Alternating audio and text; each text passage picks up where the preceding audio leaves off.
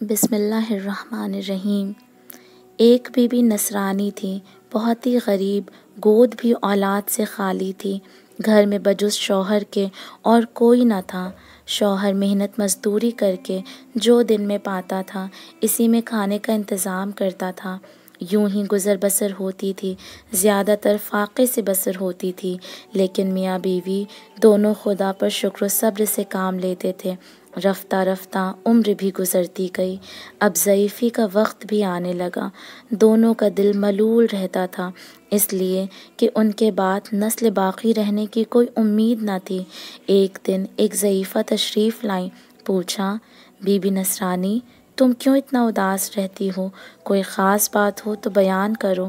یہ تو معلوم ہے کہ غریبی ساتھ نہیں چھوڑتی، اس کا تم کو غم بھی نہیں ہے۔ ہمیشہ تم نے صبر و شکر سے کام لیا ہے اور زندگی بسر کی ہے، اب کیا نئی بات ہے؟ بی بی نصرانی نے جواب دیا، بی بی کیا کہوں، قسمت کی بات ہے، غریبی تو غریبی، اولاد سے بھی محروم ہوں۔ ضعیفہ نے کہا، بیٹی غم نہ کھاؤ، خداوند عالم کے اختیار میں سب کچھ ہے، وہ چاہے جسے مردہ کر دے، چاہے جسے زندہ کر دے، سوکھا درخت ہرا کر دے، اولاد والے کو بے اولاد اور بے اولاد کو اولاد نرینہ عطا کر دے۔ اچھا تم چٹپٹ بی بی کی کہانی مان لو، خداوند عالم تمہاری مشکل آسان کرے گا۔ یہ کہہ کر وہ ضعیفہ تشریف لے گئیں۔ نصرانی بی بی نے فوراً کہانی مان لی۔ خدا نے 9 مہینے ایک فرزند حسین عطا کیا۔ اولاد سے گھر کا چراغ روشن ہو گیا۔ نصرانی بی بی کو منت پوری کرنے کا خیال آیا۔ فکر ہوئی کیوں کر منت پوری کروں۔ میں نے بی بی ضعیفہ سے ترکیب بھی نہ پوچھی کہ کس طرح منت اتاری جائے۔ اتنے میں شام ہونے لگی۔ دیکھا کہ ایک نقاب پوش بی بی تشریف لائی ہیں اور کہتی ہیں، تم نے ابھی منت پوری نہیں کی؟ بی بی نصرانی قدموں پر گر پڑی اور کہا، آپ کو میں یاد کرتی تھی، خدا کا شکر ہے کہ آپ تشریف لے آئیں۔ آپ کی بتائی ہوئی منت سے میری گود بھر گئی، مگر میں نے منت پوری کرنے کی ترکیب نہیں پوچھی تھی۔ اب آپ بتائیں کہ کیسے منت پوری کروں؟ بی بی ضعیفہ نے فرمایا، 5 ڈلی منگواؤ اور جو کہانی کہوں اسے سن لو۔ ڈلی کو کاٹ لو، کہانی کہنے والے کو 2 حصہ، سننے والے کو 3 حصہ، ڈلی لانے والے کو 1 حصہ تقسیم کر دو۔ بی بی ضعیفہ نے کہانی سنانا شروع کیا۔ ایک روز جناب امیر المومنین کچھ جو کا آٹا لائے، جناب فاطمہ زہرا کو دیا کہ اس کی روٹیاں تیار کرو، آج تمہارے پدر بزرگوار کو میں نے دعوت دی ہے۔ جناب سیدہ نے خوشی خوشی آٹا خمیر کیا اور روٹیاں تیار کیں۔ جناب رسول خدا بعد نماز مغرب تشریف لائے۔ جناب سیدہ نے کھانا حاضر کیا۔ محسن پاک نے ایک ساتھ کھانا کھایا اور جب رسول خدا رخصت ہونے لگے تو جناب سیدہ نے عرض کیا، بابا جان اسی طرح کل میرے یہاں کھانا نوش فرمائیے گا۔ حضرت نے قبول فرمایا۔ صبح کو پھر حضرت امیر المومنین کہیں سے جو کا آٹا قرض لائے اور جناب سیدہ نے کھانا پکایا، پھر محسن پاک نے ایک ساتھ کھانا کھایا۔ جب حضرت رخصت ہونے لگے تو امام حسن علیہ السلام نے کہا، نانا جان اب ہماری دعوت قبول فرمائیے۔ ارشاد ہوا، اچھا بیٹا تمہاری دعوت بھی قبول۔ پھر امیر المومنین جو کا آٹا لائے، جناب سیدہ نے روٹیاں تیار کیں اور رسول خدا تشریف لائے اور کھانا تناول فرمایا۔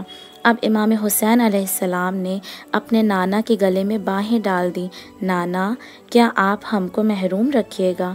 یہ اشارہ نانا سمجھ گئے۔ فرمایا، بیٹا حسین تمہاری دعوت بھی قبول۔ غرض اس روز بھی کھانے کا سامان فراہم کیا گیا۔ رسول خدا تشریف لائے اور محسن پاک نے کھانا نوش فرمایا۔ جب جناب رسول خدا رخصت ہونے لگے تو جناب فضہ دروازے تک پہنچانے آئی، ہاتھ جوڑ کر کھڑی ہو گئی، یا رسول خدا یہ کنیز بھی آرزو مند ہے، شاید آپ قبول فرمائیں، کل شام کو میرے گھر تشریف لا کر کھانا نوش فرمائیں۔ حضرت نے وعدہ فرمایا۔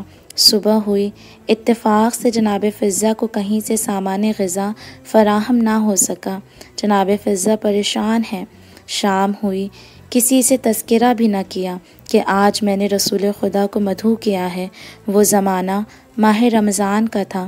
جب رسول خدا بعد مغرب تشریف لائے اور گھر کی طرف چلے تو جبریل امین علیہ السلام تشریف لائے اور عرض کی کہ اے حبیب خدا، آپ نے فضہ سے وعدہ افطار فرمایا ہے۔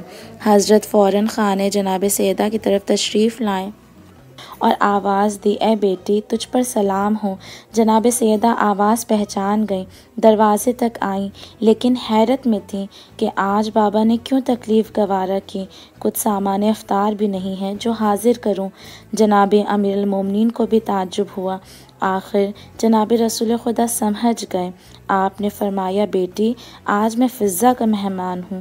جناب امیر نے جناب فضہ کو علیحدہ بلا کر پوچھا کہ اے فضہ، تم نے رسول خدا کو مدعو کیا ہے اور مجھ سے کوئی ذکر بھی نہ کیا، ورنہ جہاں سے ممکن ہوتا میں انتظام کرتا۔ فضہ نے عرض کیا کہ میں دیکھ رہی ہوں کہ آپ کے پاس کوئی چیز نہیں ہے، بس مجھے غیرت معلوم ہوئی کہ آپ سے تذکرہ کروں، میں اپنا انتظام کرتی ہوں۔ یہ کہہ کر جناب فضہ نے وضو کیا، ایک گوشے میں 2 رکعت نماز ادا کی، دونوں ہاتھ بلند کر دیے دعا کے لیے۔ خداوندا، میں تیرے حبیب خدا کی کنیز ہوں اور تیرے حبیب کو مہمان کیا ہے۔ تو خوب جانتا ہے چھوٹے چھوٹے بچے بے آب و غذا ہیں۔